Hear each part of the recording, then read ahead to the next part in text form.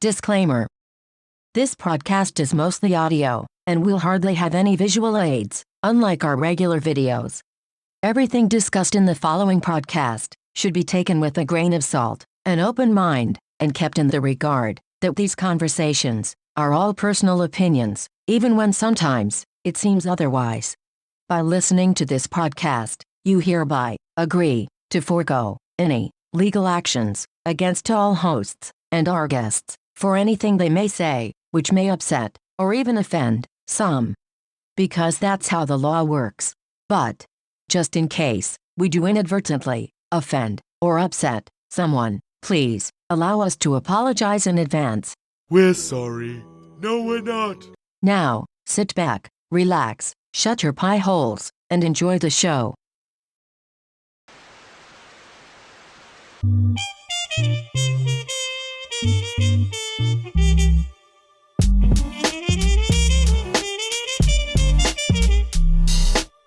Ladies and gentlemen, welcome to a brand new Planet Tyro podcast. And as you can see by the title, this is going to be called PODCAST19. A very, very simple name for a very, very simple podcast. This podcast is going to be an extension of everything we do on Planet Tyro. Basically, you know, we had the podcast back in the day. If you guys knew, it was a podcast dedicated to anime and manga. But we started to do a lot of videos on YouTube. But we want to bring a podcast back to, again, infuse all the other stuff we don't talk about. And it gives me a chance to have guests on like I used to back in the day. And right now, I'm joined by what I want to be a very prominent, possibly my co-host if he likes doing this, but someone I always talk to about movies, animation, everything. We speak about it all the time. And he's in my local area. So I foresee me doing the podcast with this fellow. You might have seen him on previous videos. And he goes by the name of Simon or Simeon Rad. Hey, how's it going, everybody? Thank you for having me on. Well, I don't know about the regular thing. You know how they say, show me the money first, but that's okay. You ain't gotten paid, motherfucker. That's what I'm saying. Like, you know, you have me on like contract already for the next 10 years. So, Simon, for those of the listeners that don't know, you tell us a little bit about yourself before we get into it, because we're not going to waste too much of your time, people. But, you know, I know you guys want to know this guy. You've seen him before on some videos, like our Batman vs. Superman, where we was bitching about it a little bit. But tell us a little bit about yourself, Simon. Who the fuck are you? Yeah, like, what do I do when we don't complain about DC stuff with you on camera, right? Like, Yeah. what else do I do? Well, I got a background in film as well. I used to live and work in LA in film production, and now I'm living here in London, where I do a bunch of different artsy stuff, as well as working in a little bit more business-focused sales and consulting. Mm-hmm. And I know you from the Spill background, as some of you listeners may remember, who followed JJ around since he was doing this whole Tyro class, Planet Tyro, and all his anime stuff. Yeah. Back in the Spill.com days, where I used to work basically freelance on events, kind of like as a fan, helping out.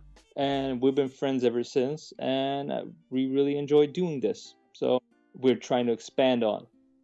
Yeah, we've known each other for about 3-4 years now. Time has gone by so fast. And well, that's black people time. We've known each other for 2 months, but don't worry about it. And I'll just say for the record, guys, this guy right here is a fucking arsehole. Simon is a fucking arsehole. But I love it. I love working with arseholes. I said that before. You guys heard me work with the Anime Snob, one of the most notorious guys in the anime community. And I always associate with myself with people that don't follow popular opinion. And not just to go against the grain, but because honestly, most of the guys I associate myself with, whether it's Rory or Simon or Habib or the people who've heard me on the podcast before, they're very informative and they're very intellectual. And I've had some great rapport with Simon. We've had some great discussions. So I'm glad to have him on.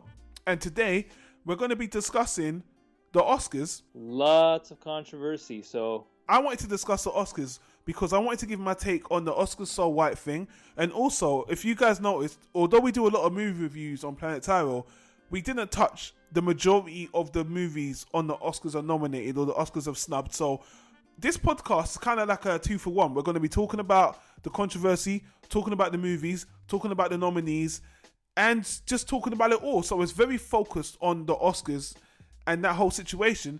and you're gonna get our raw, unbiased thoughts. So people, just a warning. I know you guys probably saw the video before where I already gave this disclaimer. Please do not be offended by our opinions, but they are our honest opinions, and we might curse, we might say things that might upset people, but we're gonna be honest. So if you don't like what we say, you know, what can I say, guys? You don't like it, but we're gonna be honest. This is just our own thoughts, and we're gonna upset some people, I'm sure. Hey, they can always leave a comment. That's why it's there. Please, yeah, exactly. If you don't agree or if you have a contrary opinion, that's what we're trying to do. We're trying to invoke a conversation. But a lot of the things that have been happening, especially with the Oscar So White thing, we've had interesting thoughts upon. I don't actually think me and you've had this conversation yet. So it's going to be interesting to see where we stand on it. So first of all, we're going to talk about the Oscar So White controversy, what we feel about it. Then we're going to speak about the Oscar nominations and the movies. So to get into it, because we're officially going to start right now, Oscar So White. So Oscar So White, if you don't already know, basically the Oscar nominations have been the term has been white cast. They've always focused on the white actresses and the white performances and the white movies more than the movies that have even featured black characters, or people feel like they've been snubbed. And in particular, last year, I don't even think there was a black actor or actress nominated at all. And this year, it happened again. Second year in a row. And what's important to note that they're not talking about, like, Jada Pinkett Smith, obviously, a lot of people saw the video online, came out and said, I'm protesting and I'm going to attend. And I'm asking other actors who want to contribute to also not attend the Oscars. But they're not protesting against not winning. The actual problem is with representation of black movies made by black filmmakers, or black filmmakers and actors in general who are featured in, high-profile movies, and giving high-profile performances this year, not being recognized, not receiving nominations. So the actual controversy is about no nominations whatsoever, kind of going under the radar. Sure. And when you look at the movies that were out, I think there was 3 particularly big movies this year. Well, 2 big movies and 1 that maybe weren't so big, but Straight Outta Compton and the Rocky. What am I forgetting? The Rocky movie. What's it? Creed. Yes. Yeah. Straight Outta Compton and Creed were like the 2 biggest success. I don't want to call them black movies, but movies that featured black actors or a black cast that really was shocked a lot of people that they were not nominated at all. Oh yeah, I mean that's the thing. We're not in the 50s, 60s anymore. Hollywood has a very strong, I don't like to use color terms, but black presence. There are a lot of black actors and actresses, filmmakers, writers, directors in Hollywood producing good content. Now, do I like to, separate white actors from black actors by defining them by, their skin color? No, to me, you either are good at what you do or you don't. I don't care about anything else. But Hollywood likes to stereotype, and a lot of times black people are stereotyped into comedies, goofball, slapstick, the typical black stories. And when it comes to the dramatic angle, which is, most Oscar nominated movies these days are dramas, unless you play somebody who's a oppressed slave, a servant, the butler, 12 Years a Slave, all that subject matter, it seems like you can't really get a nomination. You gotta almost like do that Oscar bait token movie to get ahead. And that's what really sparked this controversy, that this year in particular, we had all these strong, predominant, successful characters being played by black actors. And you didn't get a nomination, you didn't get a recognition. And the whole thing with it is that Oscars is a business. It's very important for this time of the year for these movies to get a nomination because it gives them extra press. It gives us extra motivation to people to go out and actually see these movies at the theater. Sure. So they do better business. Yeah. So as a black actor or a black director, this is your resume. This is what, you put down as my last movie made this much, did this much business, got this many nominations, won this many awards. There's a lot at stake for you here. And if the feedback you're getting, well, it was good, but you didn't play what we expect you to play, well, then of course you're going to take out a magnifying glass and start analyzing. Okay, so what was wrong with the movie? What else was wrong besides me not being, on a plantation picking cotton? Well, let me just ask you this. So, what do you think about Jada Pinkett Smith boycotting the Oscars, or saying that we shouldn't go to the Oscars, we shouldn't support what they're doing, but we should have our own thing? Because there are some people that agree and say, yeah, what she's saying is right, and there's some other people disagreeing, saying that boycotting the Oscars isn't going to make a difference at all, and she's causing racism because she's turning black people against. She's making people feel negative against the Oscars, because that's what the people are split on that. Well, first of all, there's no such thing as reverse racism. Unless you build a time machine and enslave the entire Caucasian population in Europe, and convince them that a black god in the sky. I'm not gonna go political. Come on now. There's no such thing. Like, okay, here's the thing. As women get older, they get more rebellious because they lose power, and as men get older, they get more conservative because they gain power. That's how the saying goes.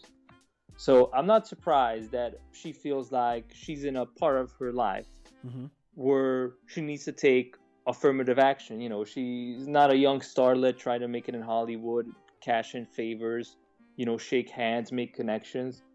I think from her perspective, this is something she's passionate about, something she believes in. So she's not trying to cause racism or stir up any negative ill will towards anybody. I think she's been around in the business long enough to see a certain pattern. Yeah. And we're gonna get into this more deeper when we give our thoughts on why this situation is happening. Well, actually, let me jump into that right now, because the third movie we never mentioned was Concussion by Will Smith, which was, some people were criticizing her for saying, "Oh, you're only doing this because your husband didn't get nominated for his movie." Yeah. So it's a conflict of interest. So if it wasn't for Will Smith, maybe you wouldn't be doing this. So you're just, they're not seeing her intentions as being pure. Well, here's the thing. Like, if this was the first year, we kind of get this. Then I would say, maybe she's being, if it wasn't her, but if it was, let's say, Kim Kardashian complaining about Kanye West. If Kanye West made a movie that doesn't get nominated, she's like, it's racism. You didn't nominate Jesus Christ. But because it's her, that already gives the situation credibility. And second, people, if you take the race out of it, people have been saying this for the longest time, that the Oscars are getting less and less relevant because they are not nominating movies people care about. Yeah. And, if you would analyze it specifically of race, how this works with stereotyping and, the different problems with the international market, how certain movies do better with certain casts overseas and in certain, Asia-specific countries, and get into the meat of it, it gets very convoluted and complicated. But do you agree with her, though? Do you think that the black people that's the right move to boycott? You agree that's the right move? For her? No, she's asking everyone to. That she's asking all the black actors not to come to the Oscars, not to support it. That's what I want to ask you. Do you feel that's the right move to make? You have to do something to gain attention, and she succeeded with that. So I couldn't tell you in the long run for 100%. But do you think it would be a good idea? The best move? I couldn't tell you if it was the best move. Yeah. But was it a good move? Yeah, because you need a certain level of bravery to jeopardize your own career to a certain extent, because there could be a backlash. Like, Al Pacino didn't like being nominated for Best Support for The Godfather, and he didn't win an Oscar for the next 20 years. So when you kind of have a stiff upper lip about something, people tend to remember that. Sure. But I mean, I actually think she wanted people. I mean, it was good that she took a stand and she did that. And I would just say, I disagreed with her to completely boycott it. But like you're kind of saying, the fact she took a stand, put herself out there, she's already made the difference. I mean, the ripple waves have already been made. And now, obviously, the academy, the head of the academy came out and said, we're going to make these changes. Things are going to be different. Oh, yeah. I mean, what you need to understand that, what she did is also smart on a business level, because the Oscars' bread and butter is viewers. So if there's a movement saying people you want to see won't be there, people you care about don't agree with this or are not attending this, they're going somewhere else. Yeah. Then they're potentially taking their audience somewhere else as well. You know, if all the big stars who happen to support this cause, black or white, go to the BET Awards or the BAFTAs or the, you name it, one of the many award shows that would love to be the Oscars, because they would love to get that Oscar commercial money from the commercial breaks, those sponsorships, they will jump on this immediately, because they're like, well, you know, you don't want to go there? Fine, we'll pick you up. We'll create a show for you. We'll represent you. We'll hype up your movies. Just, you know, bring us all your followers. And that it's as simple as that. That's something from a business perspective they have to react to. So she made a very smart move on that level, even if it can be twisted to make it more controversial. Well, the funny thing about her is, and I'm gonna say a little something that's a bit arsehole-ish. As a female actress, Jada Pinkett is phenomenal. She's got great gravitas. I love her as an actress. And obviously, we've seen her more recently in Gotham, where she was one of the best Magic things Mike in Gotham. Excel.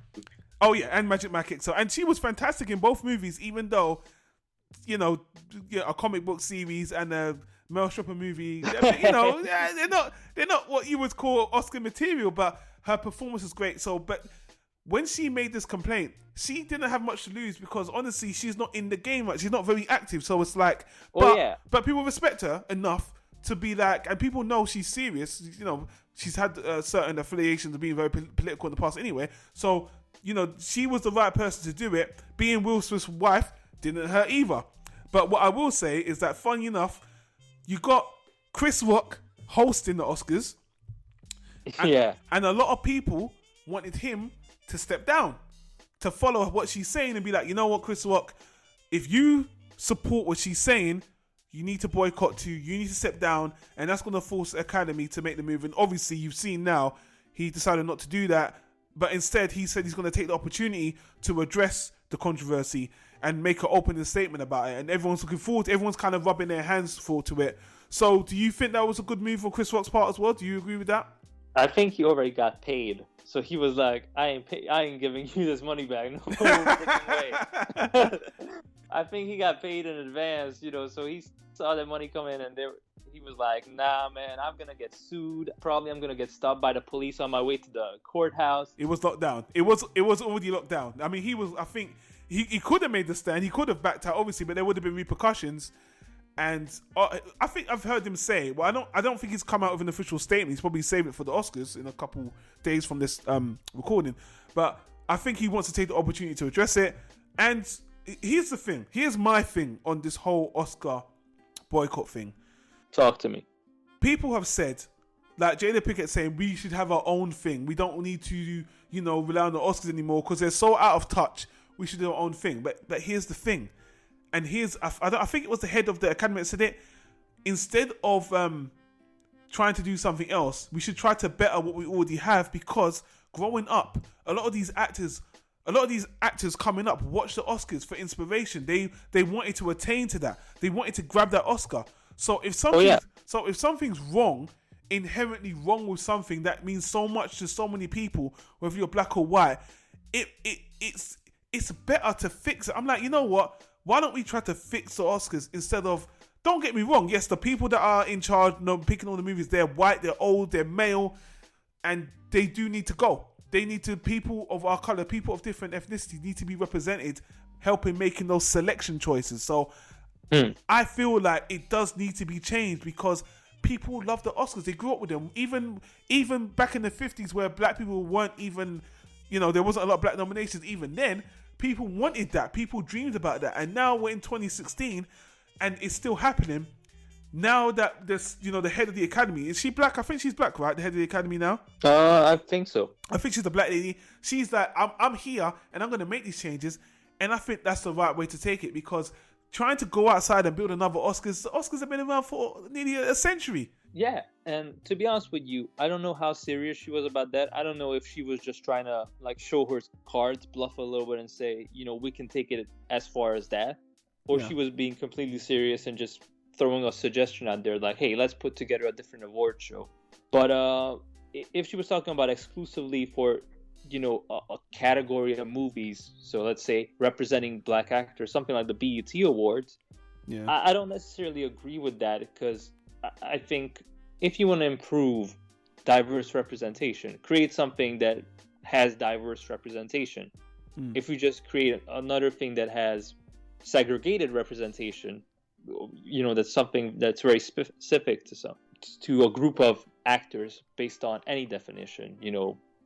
I don't think that furthers the cause or No. really solves the issue. No, it doesn't. But I don't think that what she was talking about. I think she was making half a bluff, half a suggestion of, hey, we know what the issue is. We go through this conversation every single year, and we don't do anything about it. So how about we do something about it?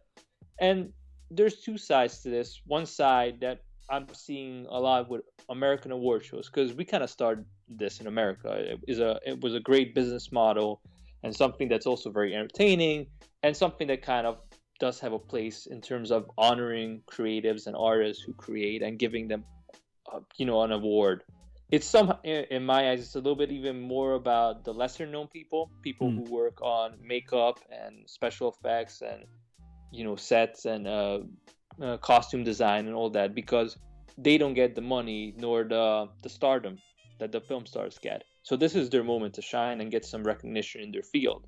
So I think it's terrific for that, and we do need it. But I see a lot of bigger people, celebrities and people with proper weight and star power kind of wake up to the political nature of it. Yeah. If you look at the Grammys, most musicians these days who were like huge when we were little kids, like in the 90s, they don't care, man. You ask either one of them, any single one of them, you ask them, they say, I don't care about awards. I don't care at all. Yeah. It's like they won it as kids, and they realized that the whole thing is just business or something. Like the curtain came down from their eyes. And I think that's moving into the film industry. A lot of people just see it as politics, just see it as, hey, this actor could have got here. Denzel could have won for Malcolm X, but he didn't. He won for Training Day, because that was a safer movie to give him the Oscar for. It wasn't about his performance. So there's a movement like that in America right now, where a lot of people are tired of politics, are tired of different reasons influencing the outcome of something that should have a more fair nature, should have a more honest nature, shouldn't be just about the business angle, shouldn't be just about the politics. It's funny you say that, because Ice Cube had a very interesting response to the Oscars thing. He was just saying that, we make movies for the fans, all these accolades, they're nice, but ultimately, like you said, there's so many politics with them, you just get fed up and you just want to make the movies for the fun. And like you said, like I can understand why, some people just say, fuck the Oscars, fuck all these awards. They don't mean anything. It's nice. Don't get me wrong. It can help promote the movie and give it a certain... And to go back to your original point of... I'll let you continue in a minute. Just to go back to your original point of, like, are the Oscars needed? If you look at the landscape for movies this time of the year, definitely, because it creates a business model to put out these high-quality movies that, aren't based on aren't a prominent remake. They're not based on a big franchise. Yeah. But having the Oscar buzz almost creates like a separate season for them, where everybody's looking for the Oscar movies at the theaters. Yeah, it is. It's an extra layer of buzz to bump things up. And one thing I do love about the Oscars is sometimes they bring awareness to things that people are not really paying attention to. Like some people, like my sister, for example, she's always checking out what miniseries are being Oscar nominated, because a lot of people don't pay attention to even, the sound design or this gives people an eye. This helps people get jobs when they notice these people getting named for things that are not just the movie, not just the actors, but all the littler known, nomination categories that help bolster those parts of the film industry. So I still feel like the Oscar's been around for so long, it's a fucking staple at this point. You need the Oscars. It helps the film industry, but like you said, there's a lot of bullshit politics, and we're going to kind of wrap this up because that's all I want to say on it. You need a lot of it, but you know there's a layer of politics behind it. The people that have been doing it for so long are old, they're misguided, they're out of touch with what we're doing today, and diversity is becoming much more of a reality, and it's becoming more of a social. It's more of a social reality, even though that doesn't really make sense. It's more of a social reality where you see more of these characters, you see more of these films, and if you know, it's becoming blatantly obvious. Why aren't they being nominated? These two movies, Straight Outta Compton and Creed. Oh yeah, we'll get to that, but yeah, that's a complete joke, and a lot of people are like asking why, but I would actually just say, you know, why is a complex, you know, question, because so many different things go into that. Yeah. But how to change it, that's quite simple, because people who don't know us in person, you know, they might be surprised. Like, we are very outspoken and open, but that's because we come from a very diverse background of friends and family. So in our case, this would never come up as an issue because we are very culturally diverse. We have very diverse interests. So we watch a lot of things, a lot of different movies, a lot of different types of art, different types of music. So of course we have interest in all of these. For us, Straight Outta Compton is just as much of a great film as, let's say, The Big Short or The Revenant. But by fact, not by opinion, not by somebody saying, I don't think these people represent us, or I don't think these people like us, or I think these people are racist, or anything like that. But by fact, if you look at the Oscars, most of them are old, white, and male. That's not anything derogative against them. I'm just saying you're picking, the majority of opinions come from the same place. It's like the same person duplicated. Yeah. Even though individuals can be different, if you're part of a certain age group, you come from a certain background, then just by default, you're going to have very similar taste and very similar interest, unless you proactively go up against it. You proactively get members who go up against that stereotype or have diverse interests. There's a website, Simon, that has like it's called, I think it's Oscar Calculator. They have a formula for what they believe would win. You know, period pieces, certain things. There's like a checklist. So you can I think there's a website. I'll put a link in the description. You find they just calculate what film based on what's nominated, what they think will win, because it's all these tick boxes that have shown over time, over year after year, these kind of films win. It's become fucking predictable. And that's the thing. At the end of the day, like, that's what people need to realize. This is factual. This is not our opinion. We don't have beef with any particular member of, you know, the Academy, you know, as fans. And I don't think Jada Pinkett Smith has, or anybody who supports her cause has beef with anybody from the Oscars in particular, any one person. But factually speaking, the numbers show that they go for the same type of films, and they have the same level of interest in the same things year on year. Yeah. So that kind of speaks to that. Hey, you need to address that this panel needs to get more diverse, have people with more diverse interests who go out and campaign for movies they like that fall out of the categories you already exhausted. That doesn't mean that great movies like that cannot be recognized. But if you have a more diverse, you know, focus group, then, you know, that will shine through. I don't think it will influence any great movie that's already being recognized. It will just highlight movies, you know, that are equally as great, but might be from a subject matter that's not as easily relatable for that age group, if that makes sense. It makes perfect sense, but I want to wrap this part of the conversation up because it's nearly been half an hour, and I'm trying to make this podcast timely for you guys. But I do want to end on a little bit of a more controversial, because I like to play devil's advocate. So you probably know one of your favorite ladies from back in the day. Stacey's ass. Okay, yeah. Stacey Dash. She came on your favorite news network, Fox News, about this boycott, about BET. And there's some black people, and I'm just gonna cast a wide net. Even Morgan Freeman, they don't like segregated awards, segregated channels, and I'm just paraphrasing. But Stacey Dash was just like, this Oscar so white thing is nonsense. She doesn't like BET. Morgan Freeman doesn't like Black History Month. And their perspective is black people are causing segregation, separating black people having their own month, black people wanting the attention. They're segregating themselves, and we're basically us black people are being racist towards whites by boycotting them and having our own black stations, and we're making things worse. And this whole white people, whatever it's called, the hashtag or this Oscars thing, this whole thing just makes us feel silly. It makes them feel awkward because we're complaining and it ain't a thing. And this is so ridiculous for me. To put it simple, for most people probably don't know who the hell Stacey Dash is, but not anymore, no. But basically, all her career, like her 20+ year career, boiled down to being addressed as a Fox News contributor. That's her full-time job. She contributes to Fox News now.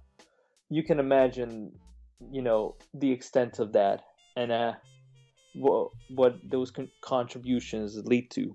But in terms of Morgan Freeman, like, I haven't heard him speak about it, so I can't really comment on it. The reason why I brought him up is just because he's got a similar mindset. Is he doesn't like black people segregating themselves and having a Black History Month, because the mentality of black people having their own, separating themselves from the masses, from the white culture, is making us racist, basically, against white people. Yeah, what you gonna want next? Your own bathroom? Yeah, but it's ignorant. It's on. I think I'm gonna go on a rant. It's ignorant because it's like, what you gotta understand is black culture grew up in white society where they didn't want us to integrate with them. They never want us to integrate into their schools. They never taught anything about. In America, they never taught about real black history. They didn't even like teaching about even black, Mexican, white culture in general. Like to keep it white. They didn't like integrating, which is why, put it this way, you see the Oscars back in the day, they didn't want to nominate black movies because they thought they were silly or whatever. So BET caters that demographic because there was a need for it. There was a want for it. It was business.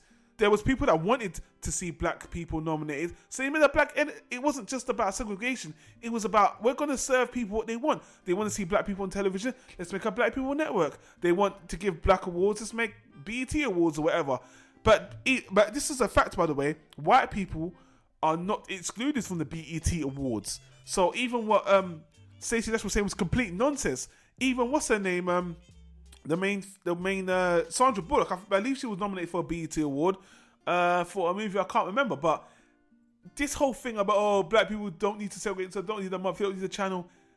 They did, because they were trying to educate the white people. They were giving people what they wanted, and white culture in general, just like the Oscars now, they weren't giving the black people the attention they needed, which is why we try to create the space. And don't get me wrong, I can see what they're trying to say. They feel weird about black people trying to separate themselves from white people. That's not the intention per se. They're trying to give more attention to black people because the whites in general weren't giving them any at all. Well, you kind of nailed it right there. And speaking of bootylicious video girls, my favorite girl, Gabrielle Union, pretty much, when she was asked about the same thing relating to Stacey Dash, she nailed it. She said that the goal is not segregation. The goal is to give voice to the voiceless and representation to those who aren't represented, up until reach an equal playing field. Yes. Up until everything's equally represented. Yes. I agree with Morgan Freeman there that, just creating your own separate little niche won't help.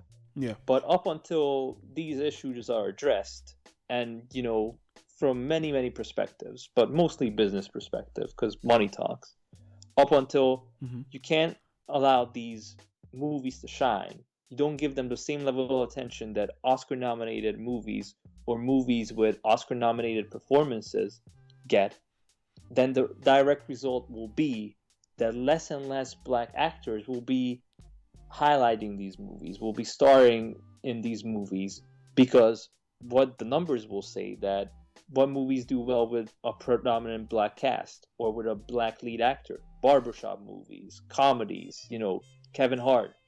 Yeah. 50 Shades of Black. That's all you're going to get. Yeah.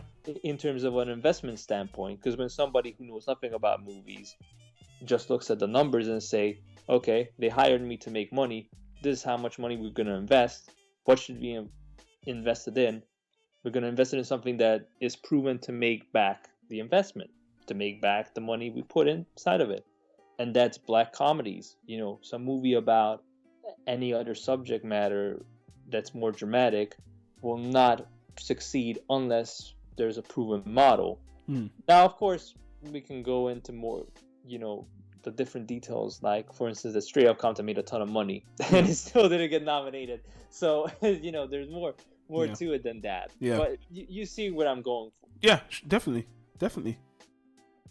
So we're going to wrap this part of the podcast up. That was the Oscar So White thing. You know, it's... And we have another... you know, the Oscars are just full of controversy because we have another controversy to address that's not as hyped up, but still very valid. And that's the controversy of movies not being nominated because they're not conventional theatrical releases. True, and a perfect segue. So, I guess we'll call it the movie Snubs as well. But there's a few movies. You know what's so funny?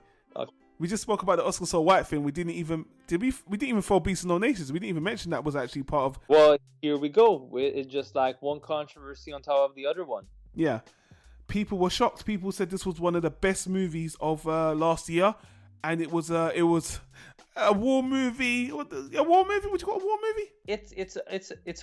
It's a period piece, but because it's such recent history, people don't see it like that. Yeah. But it's basically about it's about African military conflict between the countries of Ghana and was it Nigeria? I don't think it was Nigeria. I just thought it was mostly in Ghana, but... Oh yeah, a rebellion in Ghana. I apologize. Yeah. I think they had Nigerian soldiers controlling the border, but that's not the point. That's not. So there was that, and I'll just run through the list as well. Correct me if I'm wrong. So we got Beast of No Nation, Will Smith's Concussion. Well, I put down Black Mass, but we'll get to that in a minute. We got Chirac, Spike Lee's very controversial Chirac. Yeah.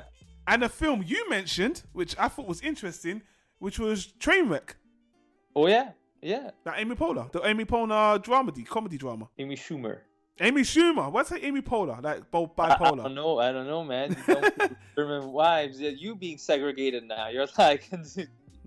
I don't know why. I thought Amy Poehler like bipolar or something. That's so good, man. Yeah. All right. So which one do you want to start with? You want to start with? Well, let's tackle the ones that I think are very interesting in terms of trends, because a lot of people kind of jinxed Beast of No Nation. That was a movie we heard about as a definite Oscar contender before it was even released. For those of you who haven't, seen it yet or don't know about it, it's a movie that went straight to Netflix. That was the big deal. It's a Netflix original production, and it was available on Netflix versus in the theaters. Yeah. So it's not your typical theatrical release. And on the same line, Chirac, which is Spike Lee's own produced movie, was picked up by Amazon for limited release. So again, not your typical Hollywood, mainstream international release. And I find it really interesting that these movies just completely got ignored. Even though, if for nothing else, Idris Elba's supporting role in Beast of No Nation is hands down one of the best performances this year. Yeah, I wouldn't, if you're not gonna give him an Oscar, fine, because I think he should probably win for Best Male Lead. Yeah, because he has the potential to. Not to take away anything from supporting actors, you can win for supporting roles as well. It's the same thing. Yeah, I'm just saying, Idris Elba, he's still in his prime. He will have a lot of, good roles coming up. But a nomination is there to represent who did the best work this year. Yeah. Not even a win, just a nomination. I hear you. Oh, and yeah. I think that one movie, Beast of No Nation, is the biggest snub of all. It's like when I saw it, I'm like, this is easy nomination. I don't know. It's a beautifully shot, beautifully acted. Obviously, it's a horrible theme, horrible story, but it's so raw, so honest. It obviously reminds me of the whole Joseph Kony situation, the child saved Kony 2012.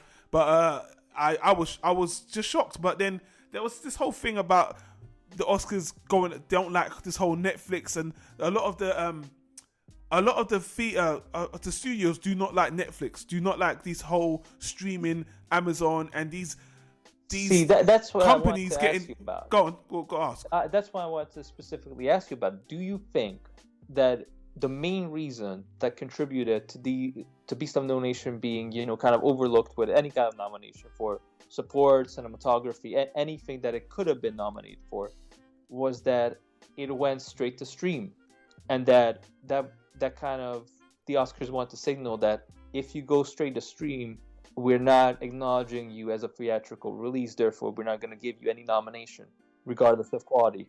I think that's a part of it, because Beast of No Nation was kind of, to me, like a sleeper hit. I heard all the hype about it, but I didn't see a lot of marketing for it.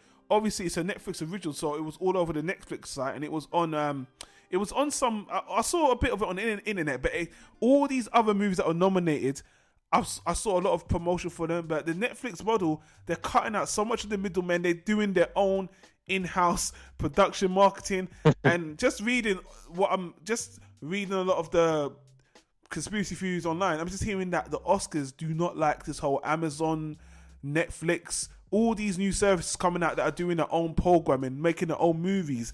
They do not like the model. They're boycotting. It's like it kind of reminds me of a gangster mentality where you kind of they pay people to look after them. You pay someone to I forgot what they called it. When you pay someone to look after your shop, you're meant to pay your bit. Your protection money.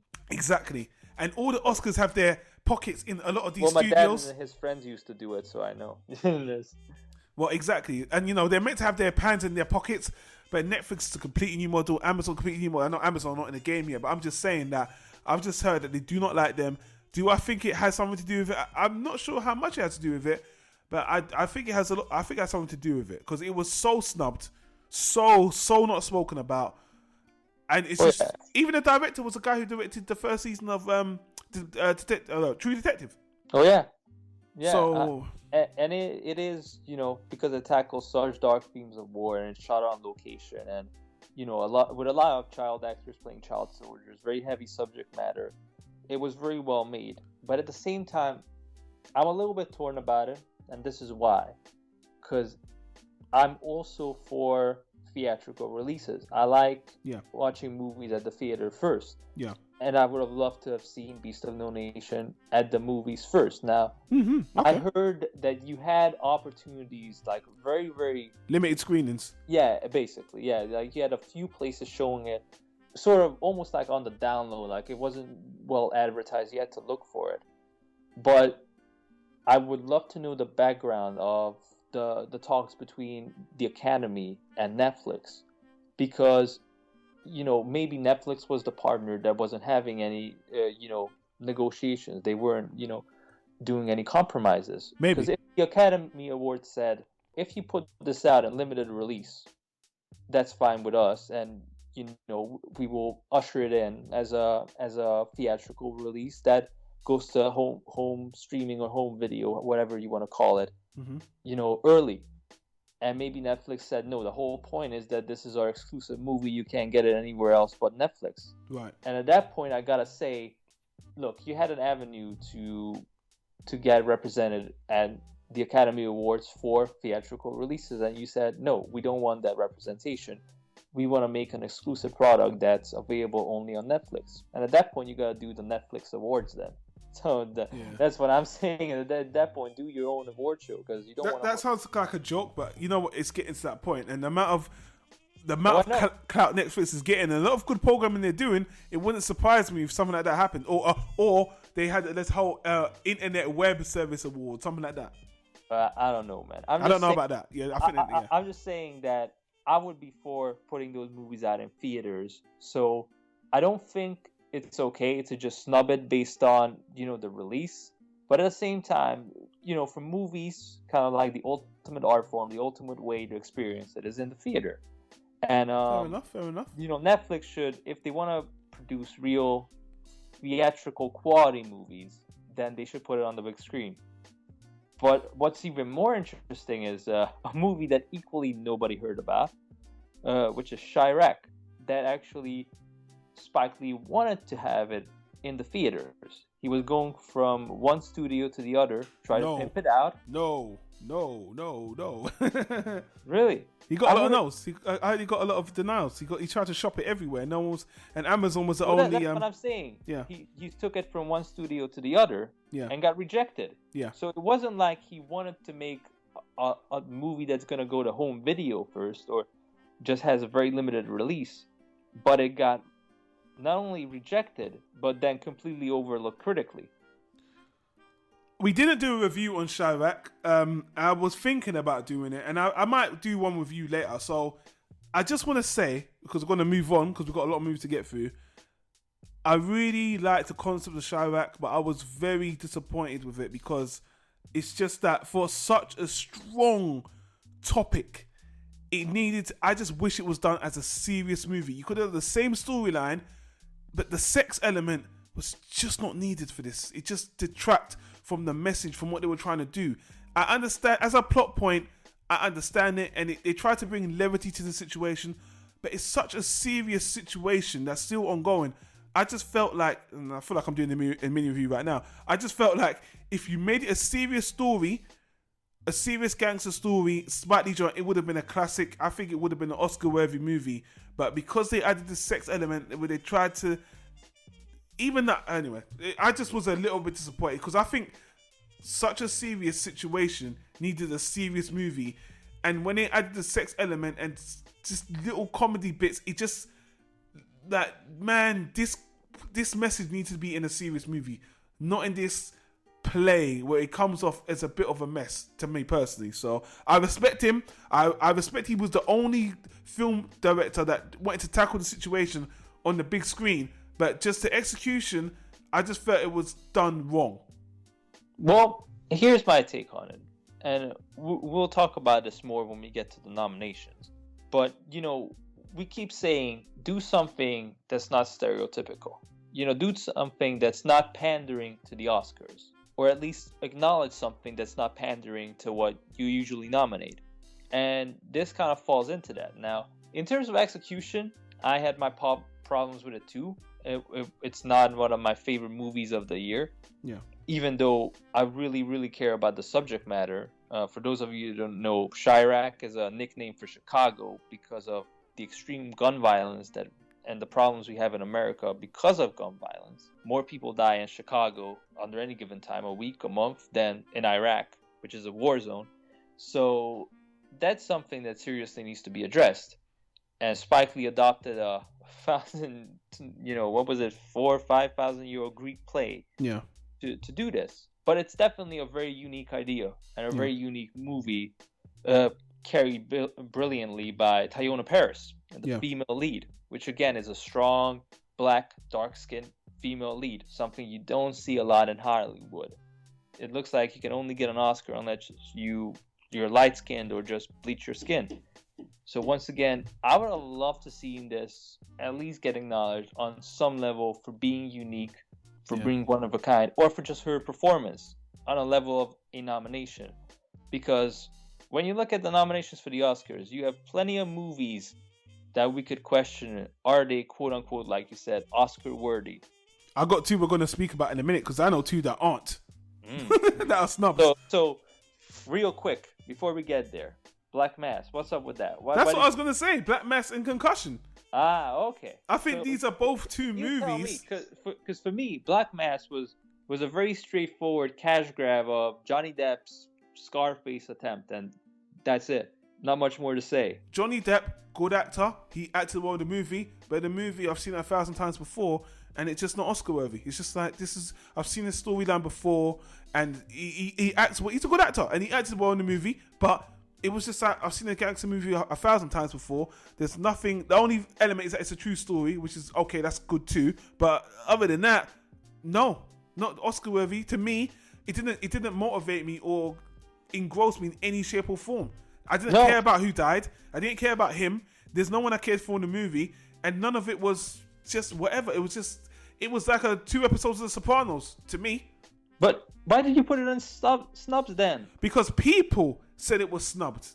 It's not just about what I think. I don't I'll agree with that. I mean, I hear you. I hear you that people were expecting this to do better. They were, because Johnny Depp's in a serious movie. He's not being a clown. He's not putting on makeup. And but that's the thing. That's what ruined the movie for me. That he kind of was. You know, he had a ridiculous outfit, a ridiculous accent, and he kind of becomes a parody of himself. It's like every Johnny Depp movie is him. He shows up on set in a costume and says, "Write a movie around me." Like he doesn't adjust to the role. He doesn't create a character for the role. He just creates a character in the closet and then says, "I don't care. Do something. Okay. I'm an Indian shaman." All right, let's stop there and let's move on to Concussion, because Concussion was what people said to Snubman. Obviously, like we just said before, a lot of people said Jada Pinkett had her own self-interest. I was her husband, never got Oscars for a movie. I watched Concussion. I'm curious about your opinion. You know, I liked it as a medical procedural. I actually liked seeing Will Smith with the bodies, stuff like that. It was an okay movie, but as an African man, Will Smith's accent wasn't good enough. It was like, I felt like he quit halfway through his African voice training lessons. It was like, you need to spend another year on this, mate. You're not there yet. You're getting there, but it's not 100%. His acting was okay. The movie was just okay. It was definitely, I'm sorry, Will, definitely not an Oscar-worthy movie. Didn't compel me at all. It had some ingredients though, because it had the human element. A lot of people died.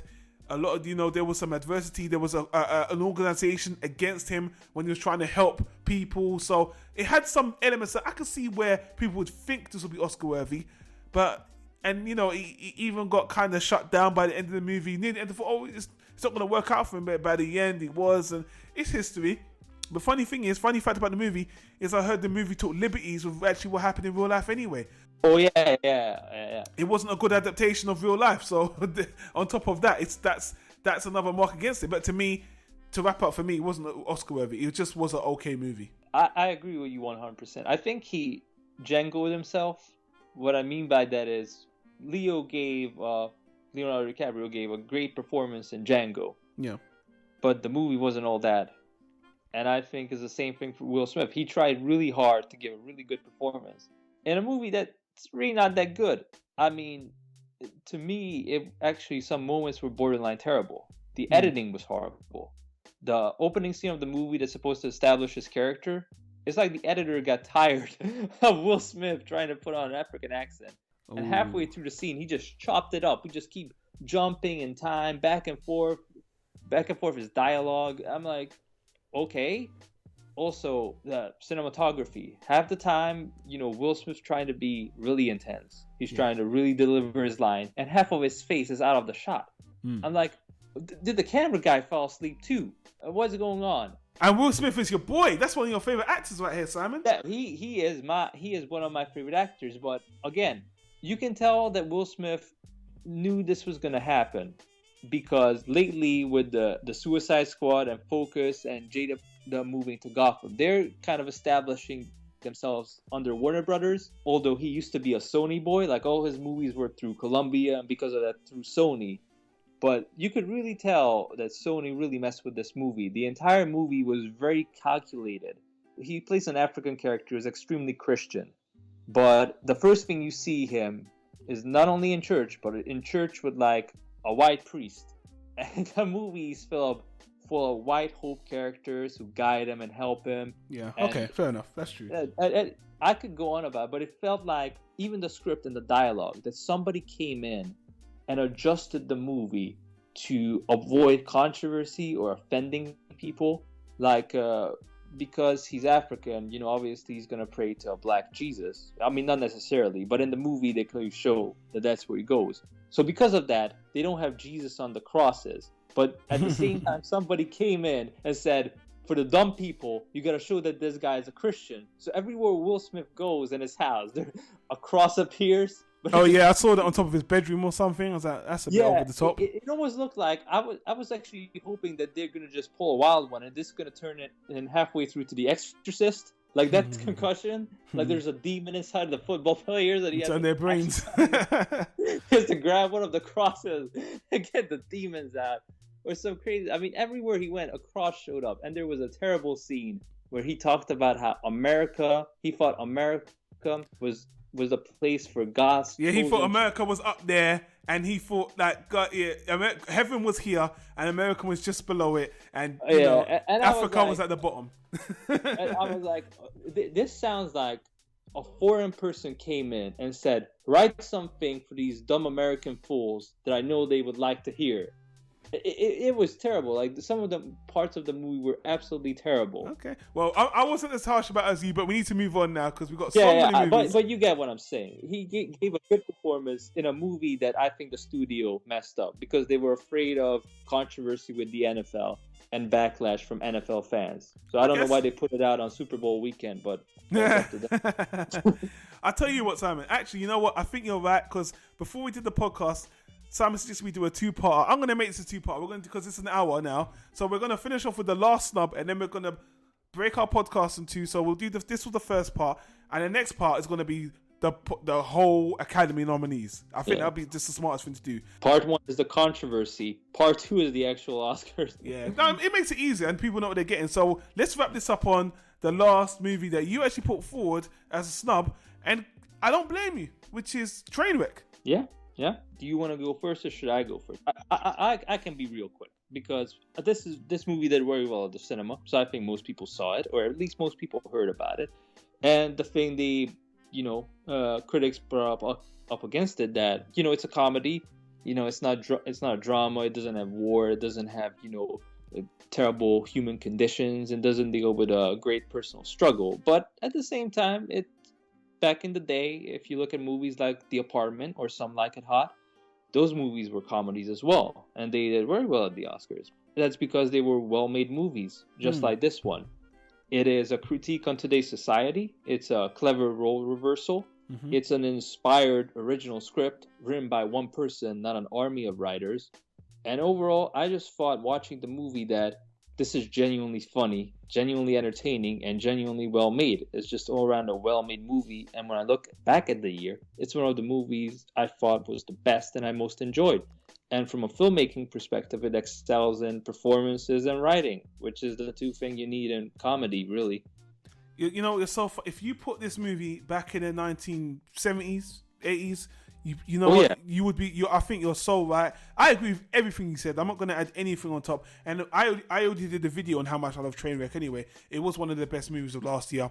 It was one of the best romantic comedies I've seen in years as well. And just I really loved it. So you're right. But for the record, I don't think the Academy have a best comedy section. But they don't need to. Just put it on as Best Picture. A comedy can win Best Picture.